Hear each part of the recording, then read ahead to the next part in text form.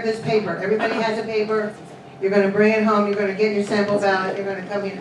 Now, I came with my computer and my printer, and I was going to do it, and I even brought the wire to connect my computer to the printer, and it doesn't work. So I can't do it for you. So I mean, I tried last week and this week. I tried, and it doesn't work. Okay, so we have announcements now. Katie. Thank you to all the people who called the Senate and the House, Ohio State Senate and House, about the voucher expansion, because it has made a difference. They've been getting so much flack for this that they've been forced to come up with a new plan. Good for us. And it passed the House by something like 88-7. The new plan is not perfect, but it's a huge improvement, and it stops this gross abuse of tax dollars for parochial schools, and it returns, at least temporarily, the money back to where it should be, which is the public schools. And it does some other things that give us hope for the future.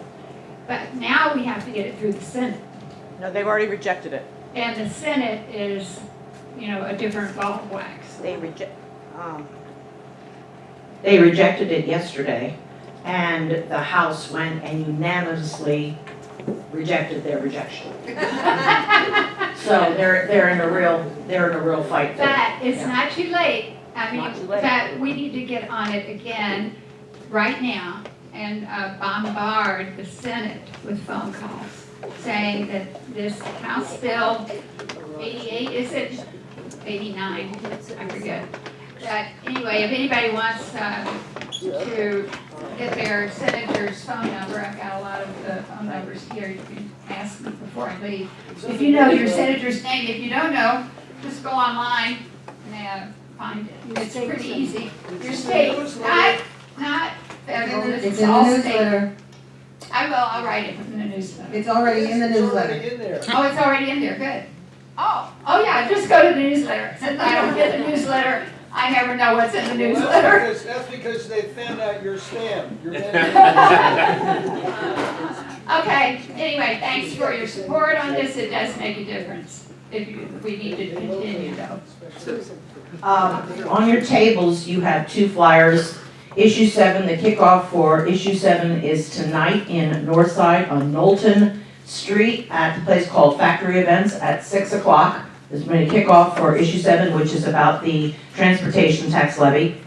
And also tomorrow, the transit levy, there's going to be a day of action. So between 6 a.m. and 8 a.m. tomorrow morning, you feel so inclined, you can get up and pass flyers out at Government Square, and then 4 to 6 p.m. at Fountain Square. So these are two opportunities. I really recommend that you go in, just like Alberta said, and check your sample ballot. Unbeknownst to me, there were two, I'm in Sims Township now, there are two Sims Township tax levies. First time I heard anything about it. First time my neighbors heard anything about it. And so therefore, it's just like, okay, how do they get around the community and get that on the ballot? So that's a very interesting thing. So make sure you know what is on your ballot before you go to the ballot box. I just wanted to say I have a petition, many of you have already signed it, but the group who was gathering signatures for closure of the gaps in the gun laws and background checks, they've extended it. There's no deadline now. I rushed to get it in by December 18th, so I didn't need to. So any new people who haven't voted, signed it, it's over there, and I'll bring it every week. Thank you. Yeah, I have two quick things. First of all, I like to put a plug in for the lunches. Some of you newer folks may not know about what this contributes to. Sister Judy's program, they hire people coming out of prison and give them jobs and references, and that's where a lot of the stuff is. They do catering. So, if you think about it, support them as much as you can. Second, we're having a raffle for Tracy Hunter. She owes $35,000 in bogus court costs. So I have raffle tickets, and you have 30 chances to win. Because they're gonna have a drawing every day in April, and it's $10. So if you'd like to get one, thanks. Do you have more than one?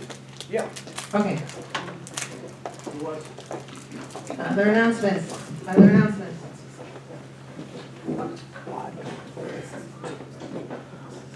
I think, yeah, okay. Martha, Yeah, Martha? Martha. I don't know if this is may not be entirely appropriate, so I'll keep it quite short, but. Martha, you just be who you are. Well, I was talking with a couple of people a minute ago. We were worried, many of us came out for Bernie, and we have Katie is hoping to go to the convention for Bernie and be one of his delegates. And many of us have supported him, I think, but certain other candidates, some have supported Warren, for instance. Now, I don't know if you agree with me, but the fact that Mr. Buttigieg is coming along very, very well, but he would not be able to challenge Bernie if Warren were not in the race, or at least that's my take on it. And so please encourage any way you can both sides, Warren and Bernie. They've gotten along fairly well. The media's tried to divide them, but they're not really divided. And I hope we can encourage Warren to be part of Bernie's campaign rather than her own. And that way we would not be challenged, it seems to me, at all. So consider that at least, okay? thank you, Thanks, Martha. Anybody else? Anybody else? I think we're up to our introduction, and here we have Jean Nightingale, and here she is to introduce our speaker. Hi, everybody. Jean Nightingale. It's my pleasure to introduce Cheryl Johncox as our speaker today. She's with the Sierra Club, and she's a facilitator for the River Guardians. She's going to tell us all about that today. So thank you, Cheryl, for presenting. Thank you so much. Thank you. I'm so excited to be here. I'm actually going to go over here so that I can work my PowerPoint presentation. I'll be happy to push your buttons if you want. Okay. So just a little bit about the Sierra Club and my role. So I work with Sierra Club National Organization. It's the nation's oldest and largest grassroots environmental organization. We have 3.1 million members across the United States. We are super lucky to have 35,000 members and supporters in the state of Ohio. And one of our strongest groups, the Miami group, is located here in the Greater Cincinnati area. I work for the Beyond Dirty Fossil Fuels program. So anything that has to do with frack gas and oil is what I work on. And I've been working on something that is unfortunately one of the scariest, well, it is the scariest environmental project that I've heard of since I got out of college and was being educated about climate change. And that is proposals to build the Appalachian Petrochemical hub in the Ohio River Valley. Is somebody can go to my first slide, please? So the Appalachian Petrochemical Hub is, right now, it's 25 projects that will be petrochemical processing and plastic production. There will be various types of processing. This is a picture of what they call an ethane cracker. There are proposals for 6 of these on the Ohio River. They take frack gas and they process it and they turn it into the feedstock for plastics. And as you know, we have a worldwide plastic crisis. And we're super fortunate that folks in Cincinnati are getting ready to take some actions to eliminate single-use plastics. But they literally want to turn the Rust Belt into the plastic belt. This is industry's words. So 6 of these huge complexes. This is a complex in Thailand that's owned by the company that wants to build an ethane cracker in Ohio, Belmont County. It's one of 2 that are planned here. Next slide, please. This is a diagram of where those plants are going to be placed. So 25 projects are proposed for the Ohio River Valley, 6 ethane crackers, 2 methanol production plants, a dehydration, chlorine plants. They want to store liquefied ethane underneath the Ohio River. Oh my God. They have 6 locations. The first location has already been identified. It's only waiting for 1 permit. They will withdraw 1 billion, with a B, 1 billion gallons from the Ohio River a day to enlarge a salt cavern. And then they're going to inject it underground and make that salt cavern bigger, and then pull that super salty and radioactive water out of the cavern and put it behind a 200-foot tall dam right in the Ohio River floodplain. Oh yeah, that's really gonna work. And then they're going to use that super salty water to draw the ethane in and out of these storage caverns. One of these ethane crackers, they're proposed 6. One of them will need 1,200 new frac gas wells per year. And we all know that fracking has been going on in the Ohio River Basin for about 15 years now, and we do not have any tests that show how much of the toxic chemicals that are involved in fracking are currently in the Ohio River right now. Next slide, please. 15 is a very conservative estimate. They have 15 new pipelines. They believe that will run 500 miles. You can see that they're starting up there by the tip of tip of West Virginia, and it will run all the way down to Catlettsburg, Kentucky, and then there will be a spur that goes off to Charleston.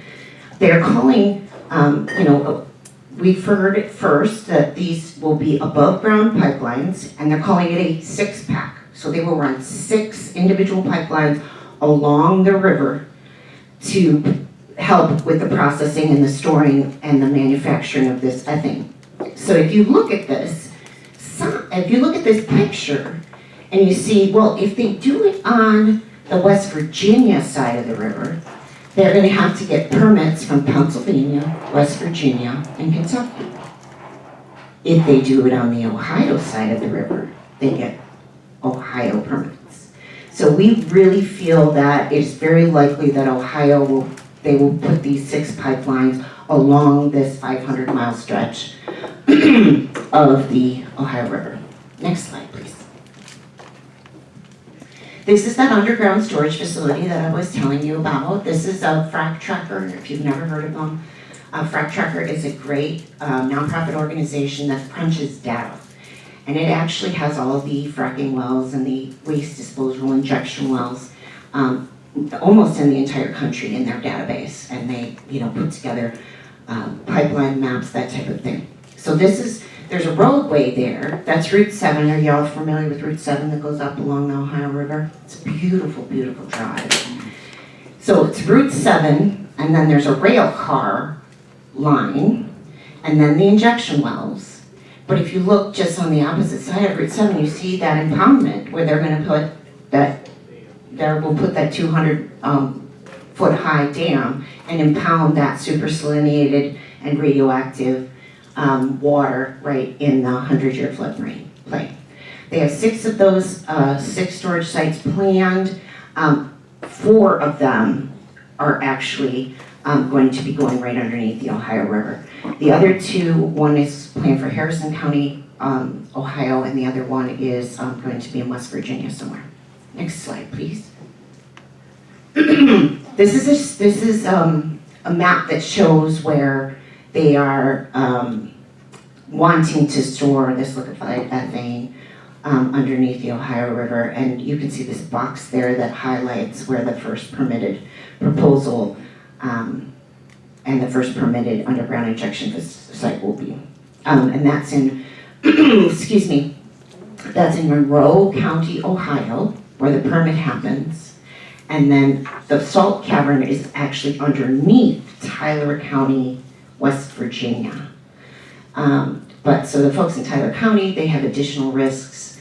Not only that the water may be polluted, but there's cave-ins and other problems with these underground storage facilities. Next slide, please.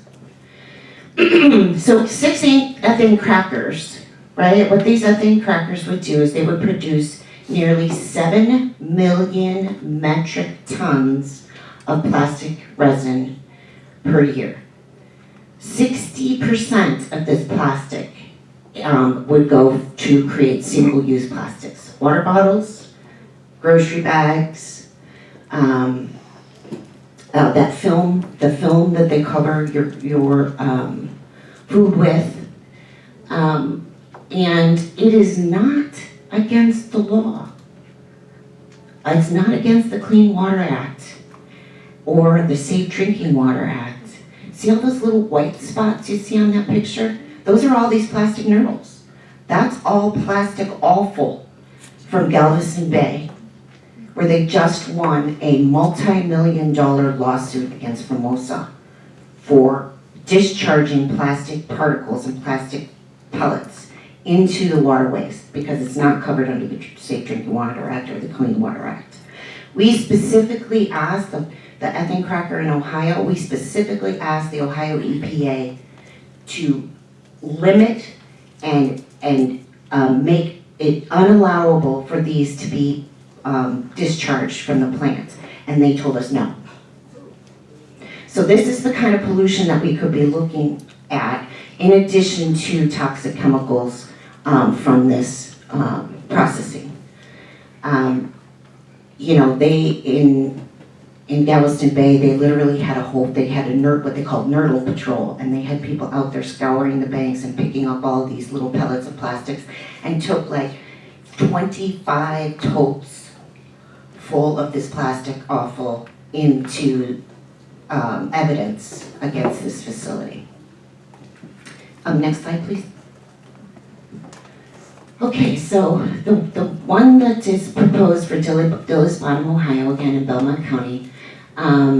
So we have significant health impacts. So it's like filling up 2 school buses all the way to the top of the finest particulate matter and dumping it on the community there in Dillis Bottom. That's additional per year to what they're already getting from all the fracking. And this is that stuff that goes right through the walls of your lungs and right into your bloodstream. We have the CO2 equivalent is like putting a new coal-fired power plant online. There's a new report that said if Petrochemical, get their way and they develop all of the plastic processing they want in the United States, we might as well just forget about the Paris Climate Accord. Because it would be equivalent to bringing 300 new coal-fired power plants online. So this is oil and frack gas plan B. They know their days are limited. People are starting to pull their financing, and so they're putting all their eggs in the plastic basket.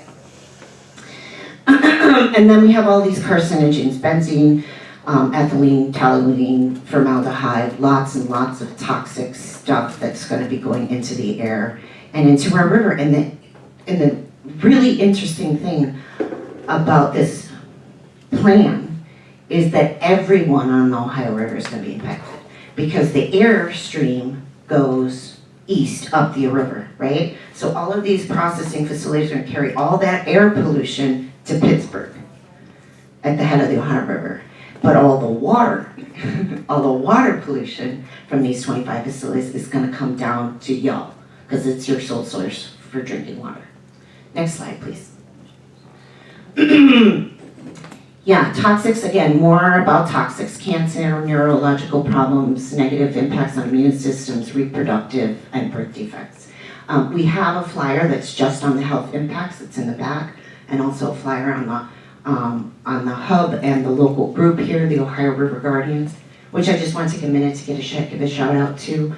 I've been presenting in Cincinnati and Northern Kentucky for about 6 months, and we now have a group of about 20 to 25 men and women who are very concerned and are taking this on because up until this time it's just been me working on this issue. Okay, next slide, please. And so this is phase one. I just want to really stress that these 25 facilities are phase one. And this is a look at Cancer Alley, what folks across the country call Cancer Alley. It's in Louisiana. They have the second highest cancer rate in the United States. But it was developed very similar to what they're doing here. They have a phrase, they get the big projects in first, and then they hope for what they call downstream manufacturing.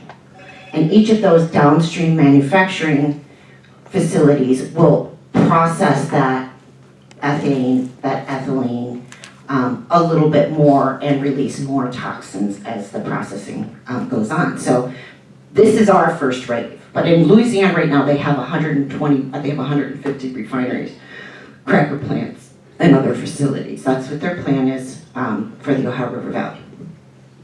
Next slide, please. And here's a little science. I'm a science wonk. Somebody told me, oh, you should take these out of your presentation, but I love it. So these are some of the PAHs we're talking about. And in this slide, I just want you to note the five-sided shape of each of these molecules, right? These are all very toxic chemicals that will be released by this facility. And you notice they're five-sided shapes. Okay, next slide, please. Recognize these? Estrogen, testosterone, and cholesterol. So I'm going to give you a real quick lesson on endocrine and hormonal disruption. These are the same size, 5 sides. You know why? Because we're carbon-based. And so are those toxins. They come from carbon processing.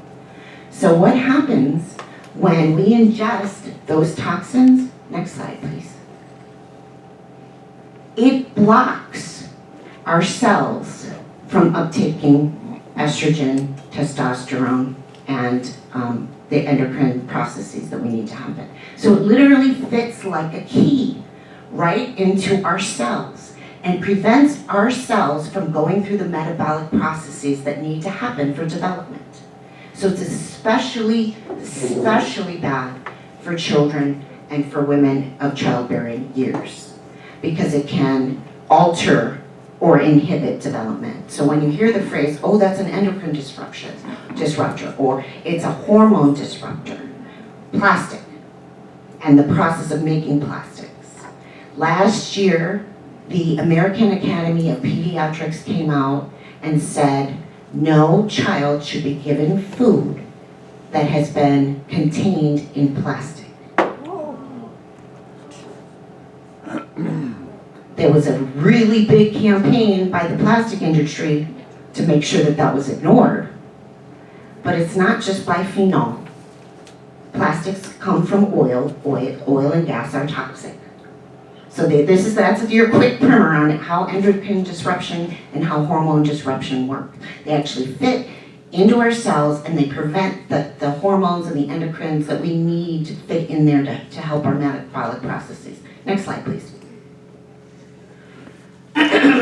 So you would be surprised probably to know that 50% of the plastic that we have on the earth has been produced in the last 15 years. What else has been going on in the region for 15 years? Somebody said it. Fracking. Yes. So it's directly linked to this fracking boom, right? And, you know, these are very stark but real facts. Recycling not the answer. This is not the answer. The original recycling campaign was brought about by folks that were producing plastic back then because there was a backlash against plastic. Think about all the things that we used to get in different containers at the grocery store. Like, does everybody remember when a butter pat came on a little piece of cardboard with a little piece of wax paper on it? And now they're in those little plastic things. You just pull it off and you put your butter on your little muffin, you know, when you throw the plastic thing out. Remember when our jams, they used to come in those little glass jars, you used to get those little jams, you know, now you go to Bob Evans and they're in plastic, right? So there's this concerted effort to push and push and push and push and push for plastics. Next one, please. Microplastics. This is really something you cannot see. And it is very, very, very disturbing. Anybody here like Great Lakes Brewing Company? Great Lakes Brewing Company beer, the Christmas ale? You're getting a side of plastic with your Great Lakes Brewing Company. They did a study and they found that all of the beers that they tested that were made from water from Lake Erie had high levels of microplastics in it. We already have, you know, this dark water just showed here, right? In the Cincinnati area, this film dark water talked about C8, Forever Chemical, Teflon. Teflon is a plastic polymer. This is the other Forever Chemical that we don't know how much is in the river, and nobody is testing for it. So the Ohio EPA gave this cracker plant a permit and said, oh, look at these numbers of toxics. Well, we don't know how much is in the river, so we're just going to go ahead and approve this permit. And very disturbingly, these microplastics can pass through the blood-brain barrier and also through the umbilical cord. Next slide, please. We have got to do better. I'm really, I've been spending this time in Cincinnati working with local folks because of two reasons. One is it's not just for us, right? I mean, I keep thinking about the folks that aren't going to be able to afford a reverse osmosis water filtration system because, I would gather that a lot of folks in this room would be able to just go buy a reverse osmosis system to take all this stuff out and not have to worry about it. But that's a privilege, right? There are a lot of folks who won't be able to do that. And the other reason that I've been working down here is you guys are at the, you're at the end of the pipe, right? All of this stuff is coming downstream. Cincinnati's at the end of the pipe for us in Ohio. We had last year, the Ohio River Valley Water Sanitation Commission did away with the water pollution standards along the entire river that they set for all states. We fought that so hard. They got 10,000 comments that told them not to do it. They did it anyway. They knew this was coming. All right?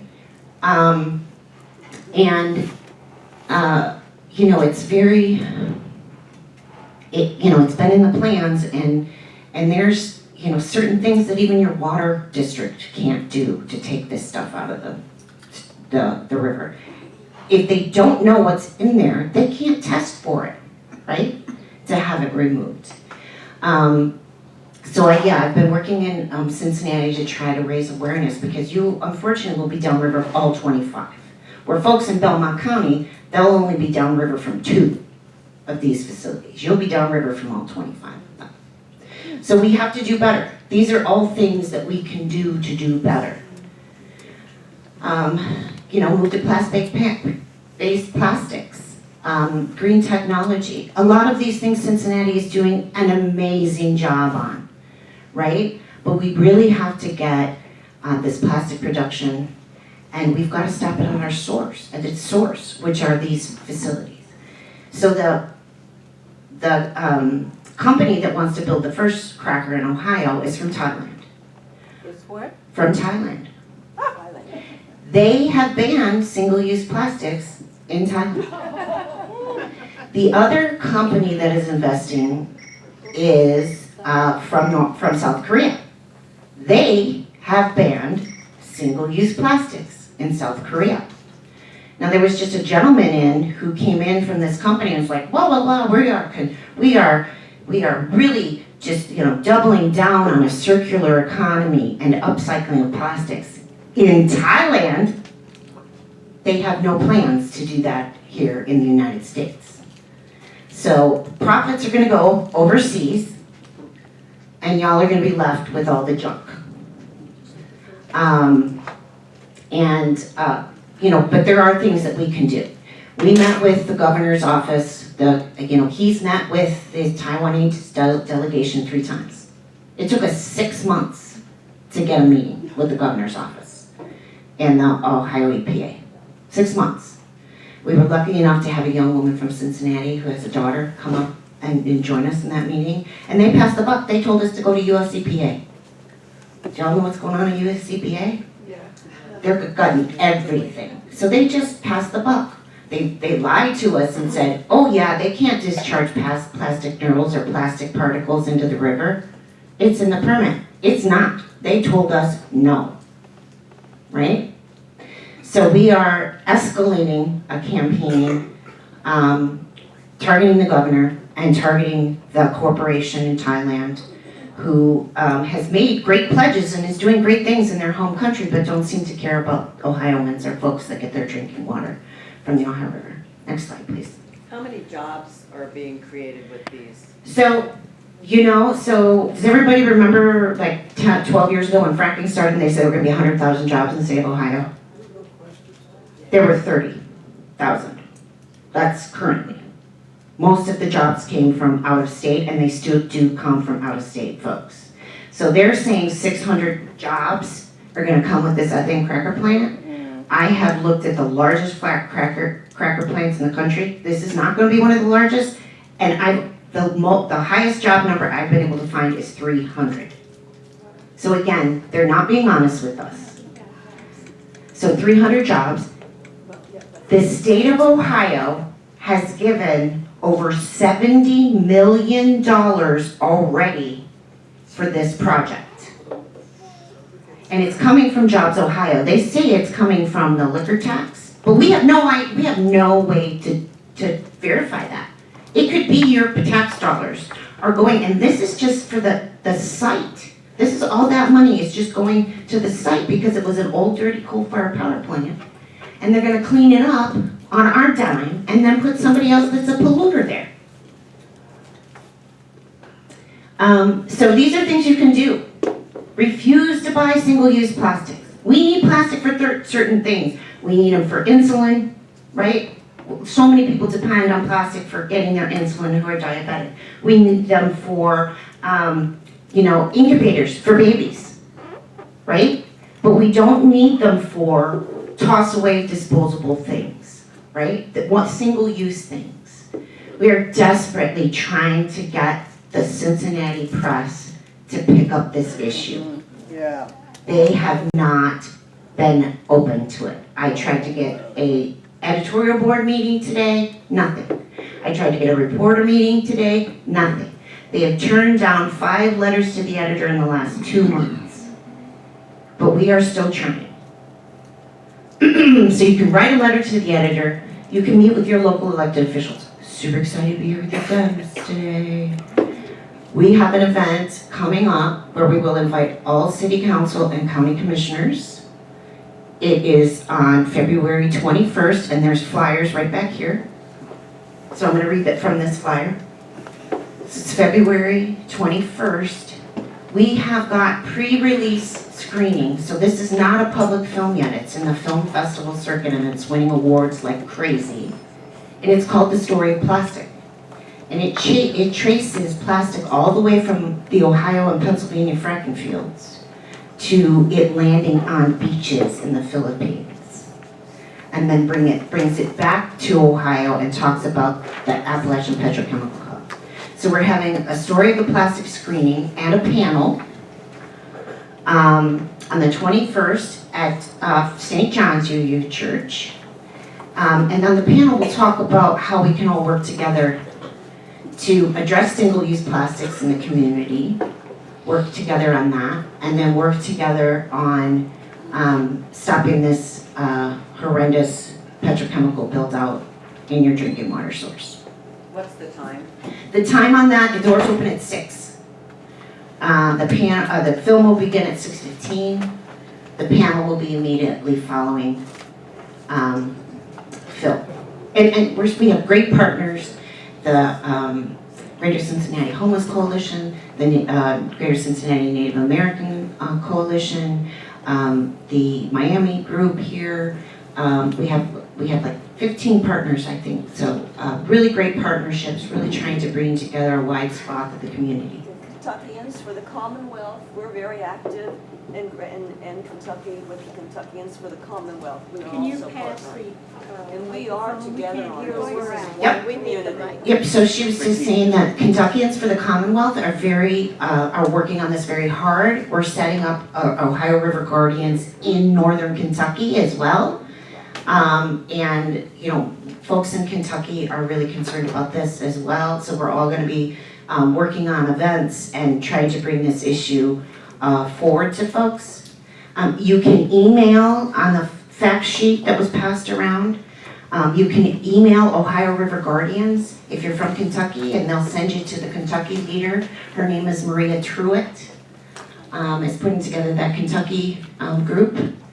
You can join the Ohio River Guardians. You can invite us if you're a member of another group. You can invite us to come and do a presentation for your other group. But there are lots of ways to get involved. And then that's all I have. So I just wanted to stop and maybe take some questions. Here, we got mics. Here. Okay.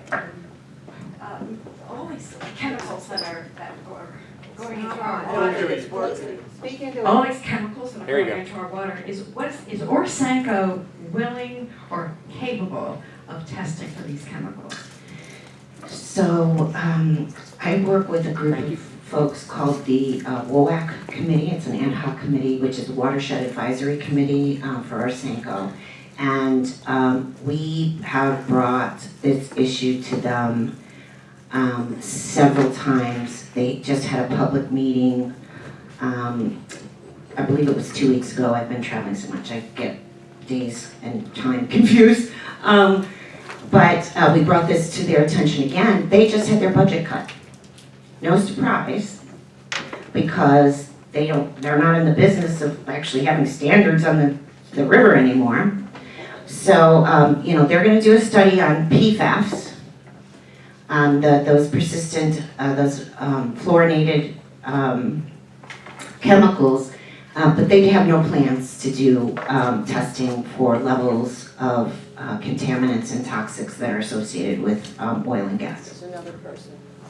I testified briefly at both the Orsenco hearings, and I kept wondering, like, what would scare these bastards? I mean, what does it take to make a dent in the people who are actual decision makers? Because they all seem on the take in the worst possible sense.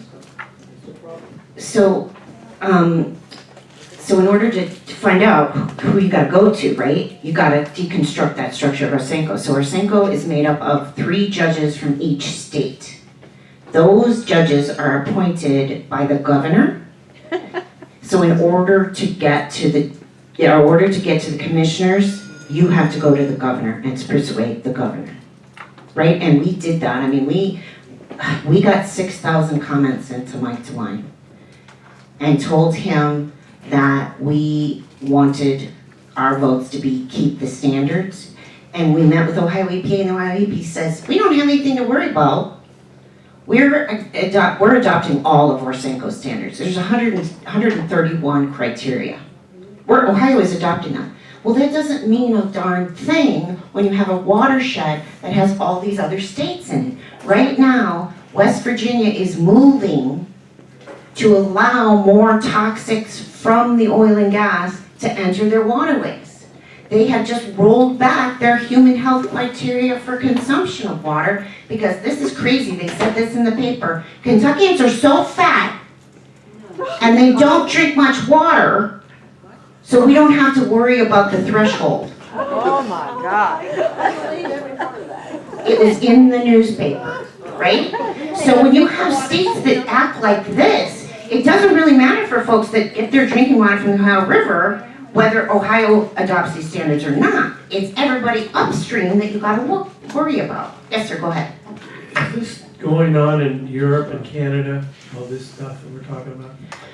So, if you mean reduction of plastics, No, I mean all this onslaught of plastic. so I think that so Scotland has banned fracking.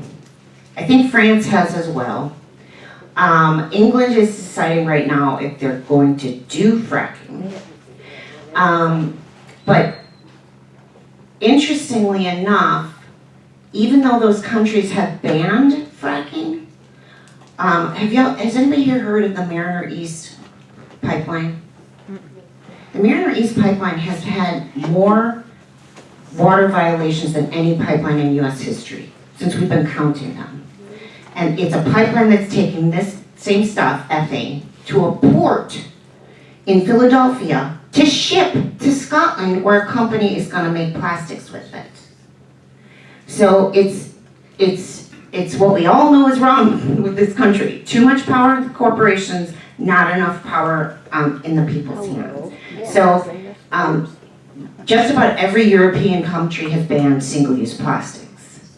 But what they're doing is they're reducing the market for them, right? So they're reducing the market. China just banned single-use plastics. Oh, for heaven's sake. Canada did. So we had so much trash. What we were doing is, recycling doesn't work. Bunch of commies. So they put all of this waste, right, that they can't sort, in these freighters, and they dumped it all on Asia. That's where all the plastic that's in the ocean come from. It didn't come from the Chinese consumption. It came from us dumping our trash in Asia because we didn't know what to do with it, right? And then China and most Asian countries said, yo, hold up. This happened, I think last October, was it? Yo, hold up, we don't want your plastic trash anymore. And so European Union started scrambling. That's when they started getting on this reducing plastic, because all their trash got sent back.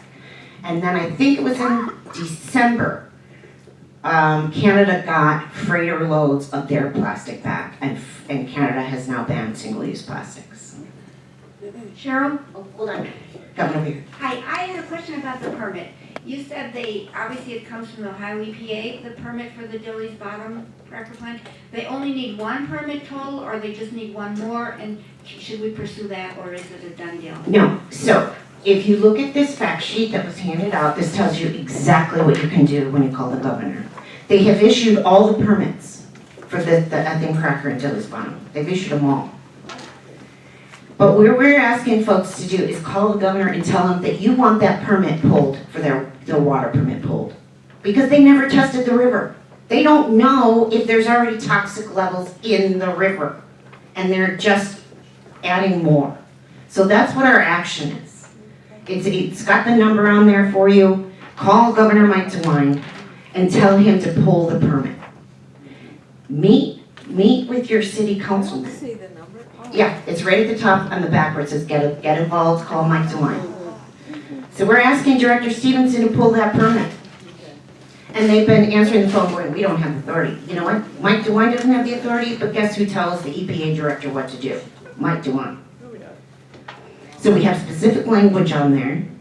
We could use your help meeting with local elected officials at the county and the state level. Mayor Peduto of Pittsburgh just came out against this petrochemical hub, the whole darn thing. He said it was not good for the region. We are moving away from fossil fuels. We are moving away from plastics. It does not make economic sense. So we're hoping that Cincinnati will be the next city that will take that step and say, our drinking water is more important than plastic and money going to Thailand. So this is a great resource. It's got other reading you can do about this issue. It has ways you can get involved. And it has something you can do immediately. Any more questions? Back here. And then you're If you already said this, forgive me, but I came in a few minutes late. All of this information that you presented today here, I would like to pass on to somebody else. Is there a way for me to get all of this information? This presentation? Yes. I can give you the presentation. I'd be happy to send it to me. Please send me an email. I have a bunch of business cards here. We also have 25 people that are trained to do this presentation that can come to your group.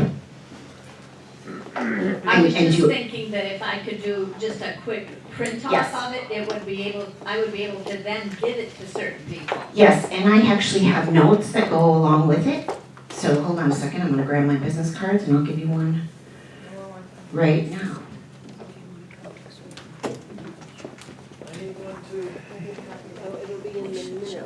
No, it's not released yet. I'm gonna just put these over here. Thank you very much. Thank you. Oh, sorry.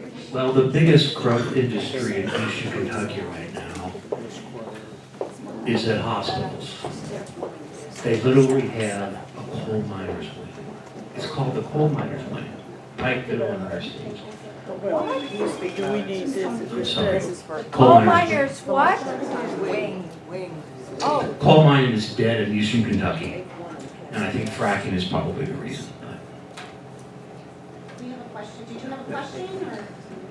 We have another question here. I wondered if there's anything comparable to the 4Ocean, that is to get local volunteers to help clear up some of this horrible stuff.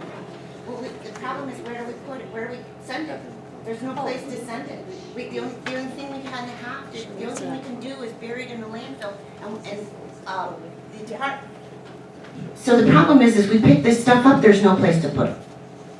The only thing we can do is put it in a landfill. And the Department of Natural Resources tell us there are less than 40 years left on our landfills. So without the elimination of single-use plastics as part of the paradigm, less than 5% of plastics are recycled.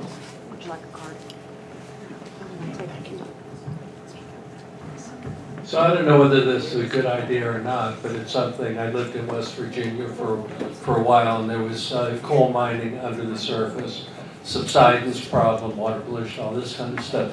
Suppose we took all of that plastic that we don't know what the heck to do with and fill up those abandoned mine shafts, and in the meantime, so we have, someday we'll probably find a way to handle it. But in the meantime, it would be 100 years from now, it'd be a mineable resource. Well, so the problem with that is that plastic doesn't biodegrade, it photodegrades, okay? And so it's gonna break down very slowly even if we put it in these mining areas. And during that process, it leaks toxics and it leaks CO2. And as you know, if you lived in West Virginia, coal bed methane is a real problem, right? It is, it's methane, which is essentially, frack gas or gas that comes from coal seams, is a greenhouse gas on steroids. It is 86 times more potent than carbon dioxide. It's what's causing rapid warming. Like, we're in this phase, let's not deny it. We are in this phase of rapid warming of the planet. And so putting it in those spaces would lead to higher levels of methane releasing, and then also any groundwater that would be connectivity, right? Because our water system is a closed system. So we would have leaching of toxics into any groundwater that was associated with those coal seams. So we already have the wastage. What's the best thing to do with it? I think that's for somebody else to figure out That's- at yeah. this point. Right now, we have to fight these cracker plants. Right, and that's, so we have 40 years of landfill space. That's what our options are. And a lot of, I don't know if it's happened down here, but a lot of folks are noticing that their local recycling centers are not taking stuff anymore. People don't know how to sort because there's so much confusion and so many things. Like, my husband buys the salad in those big, plastic containers. It says it's marked 1, but they won't recycle it with the other ones.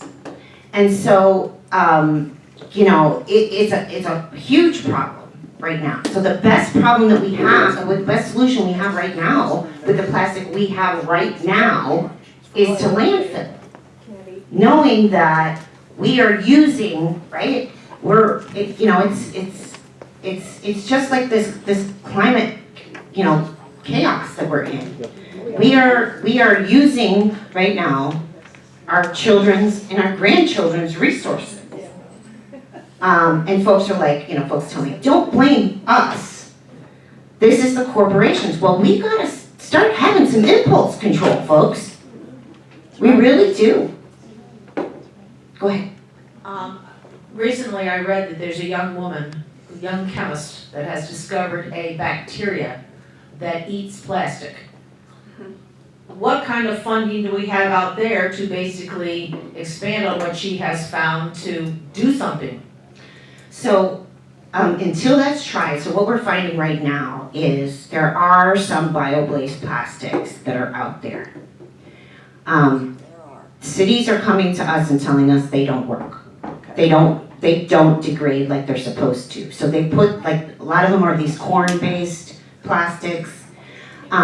So you can find them at like Whole Foods and Starbucks is starting using and stuff like that. So the cities that have the municipal composting facilities, it takes a municipal composting facility because it has a super high heat. They are not breaking down like they're supposed to. So we don't have technology that is scalable to make that kind of impact in the next 20 to 30 years, right? So at this point, those things are just, they're making you feel good. They're really not making that much of a difference.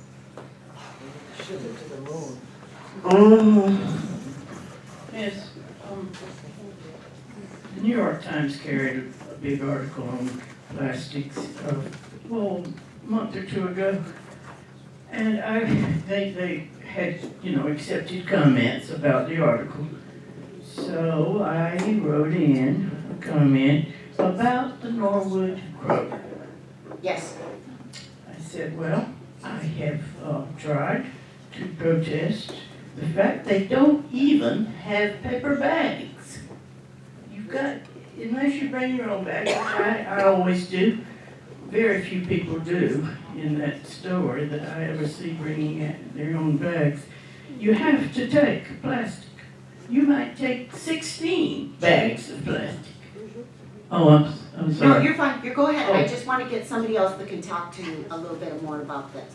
About Kroger? About Kroger. Okay, well, I went to Kroger, let me finish, and I took my comment.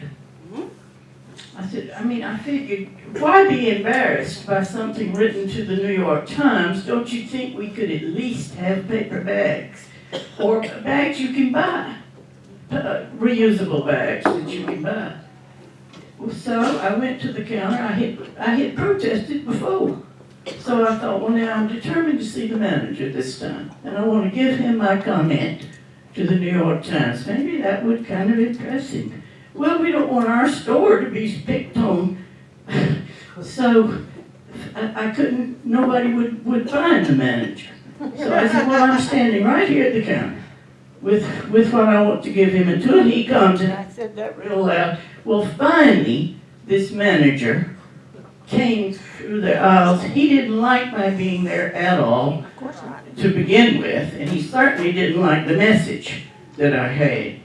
And so he wouldn't even let me finish telling him or handing him something.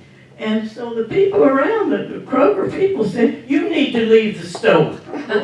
So, Martha, I wanted to give you a little bit of good news. Things are happening in Cincinnati. We have a group, it's called the Past Plastic Coalition Cincinnati, who have been lobbying in City Hall try to get some change here about single-use plastic bags. Here's some information, you can pass it around. But we've been working with city council members, and we think we have a lot of support, and they're working on it, but they need to hear from people like you to say, we want to push for no more reusable plastic bags, not reusable, those single-use plastic bags, those flimsy ones. Those flimsy bags, we're going to get rid of those in Cincinnati.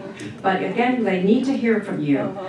So they are working with Kroger is of course, they have a big campaign. They said by 2025, they're going to get rid of them. And we're trying to push them to move that timeline up. And they are also coming out to help this campaign. They're coming out with some reusable bags with Kroger name on it, so they're distributing it through our stores. So it's happening, not as fast as we'd like, but it's happening. Well, everybody do what I did. My understanding is that there are some Western countries in Europe that you have to bring your own bag. Canvas bag. Does anybody go to Aldi's? Yes, and that's one of the reasons I do. You have to pay for every bag that you don't break. Or you can use boxes. I'm sorry, there's a question right here and then we'll get back here. Question and then me, okay. Go ahead, ma'am. At my Kroger, once in a while I forget my bags in my car. All I tell them to do is to load up my cart, and I take my cart and unload it like I was going to Costco. I don't go to Costco, but it's the same thing. You're taking responsibility for the stuff that you buy. And also, we all need to take responsibility for our consumption. All the little packets that you get when you get your takeout Chinese of duck sauce and mustard that you don't use, to tell them, don't put it in there. You have to tell them. Because right now, they won't cooperate because they're saying that they get blowback from people that want that stuff. Most people don't want it. Most people don't want those plastic bags and the plastic that goes around the plastic forks and the napkins. All that excess stuff we don't need. We're the consumers, we're responsible. We could do this. It's easier than, or maybe less frustrating than going after the government to do what our cleanup, basically. I'm from Northern Kentucky. I haven't been in this group very long. I want to say that I am thrilled to be here among you. I keep coming to hear you speak and to get a shot in the arm that I really need from fellow Democrats. And so I want to thank you for your energy and your caring and for making me feel so welcome. And now I'd like to get Cheryl back to her presentation. And before I do that, because it's so easy for us to get charged up with this very important thing and have good ideas we want to share. But in the meantime, does anybody here have any kind of in with the Inquirer? Because we need to get this in our local paper. Yeah. And Cheryl has been trying and trying and trying. I'm with groups of people, a group of people, Marianne Truitt. We're meeting all the time. A friend of mine has written a proclamation that we can give to the local councils in Northern Kentucky. You all can do that too. If we get together, I think we can make an impact. And so, without further ado, if anybody has any pull, anybody that she can go to with the Inquirer, please let her know, because this is important. Get the information out to the daily paper that my neighbors in Bellevue and all over the little Northern Kentucky towns, Newport, Dayton, Fort Thomas, where I lived for 40 years, and help us get the information out. And Cheryl, thank you so much. Please get back to your presentation because I know you only have all day. I was just thinking of City Beat. They Yes. have decent articles about Oh, the okay. city. Thank you so much. That would be, that's helpful. They publish them much better than the Inquirer ever has. Thank you so much for that. I appreciate that. I will look at connecting with City Beat. So I have two things that you can do today. I have a petition that you could sign, and it also has a checkbox if you want to volunteer, if you're interested in submitting a letter to the editor or going with us to meet with City Council, you can check that volunteer box. So this is a petition that goes every 500 to the governor, and it goes to the cracker plant company. So you can sign this. I'm going to put this down right here. And the other thing is, since this company is in Thailand, we're very limited on ways that we can actually influence this company. So since they're running such a wonderful greenwashing campaign in Thailand about how they're only concerned about a circular economy and upcycling, we have lost a social media smear campaign against them. And you can participate by holding this sign and allowing me to take a photograph of you. And then I tag Governor Mike DeWine and PTT Global Chemical on Facebook and Twitter and tell them, these folks don't want you here. Our drinking water and our children are more important than your plastic. So if anybody's interested in that, you can come over and see me and I'll take your photo. And I think this is the last slide that I have. Let's see here. Yes!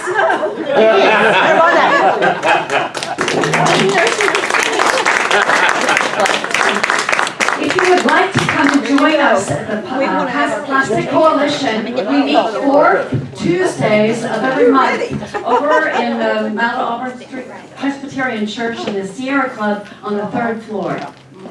Please join us. We would love to have you. I'm going to send you a summary. Chloe, if you would like to join the Past Plastic Coalition partners in their monthly meetings, join us every 4th Tuesday at 6:30. We're in the Mount Auburn Street Church, on the Presbyterian Church, up on the 3rd floor at the Sierra Club.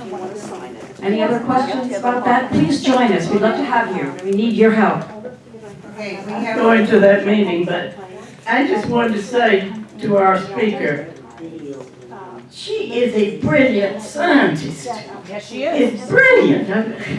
I would like to, I'll ask her privately, that whether anybody at the University of Cincinnati knows what she knows about petrochemicals. I bet they don't. Thank you, Martha. Do not forget your $2 donation for each person here to cover the rental of the room. We would appreciate any you would give us. Thank you. Okay, for Everybody who can stay, please stay to sign the petition before you leave. I'll be walking around with it. Thank you. next week we have the transportation level. Pete Metz is going to be here from the Department of Transportation. No, he's not from the Department of Transportation, he's from Chamber of Commerce. Chamber of Commerce. Pete Metz from the Chamber of Commerce. And he's going to be here, he's going to talk to us about 87. Take your material about 87 and come back next week. We get more. Thank you for coming, you're a great audience. Is anyone here good at things like MailChimp? My newsletter is ridiculous. I can't get the text to be centered. It doesn't seem to allow me to change the size of the fonts. I mean, the last newsletter is totally ridiculous. Some of it is so small you can't read, and some of it is ridiculously large. I could really use some help. I'm not a... And if you're not good at it, ask one of your grandchildren, one of your daughters. Mine is only 8 months old. Well, get an older one, and that will help you, because I know what you're doing. My phone as well.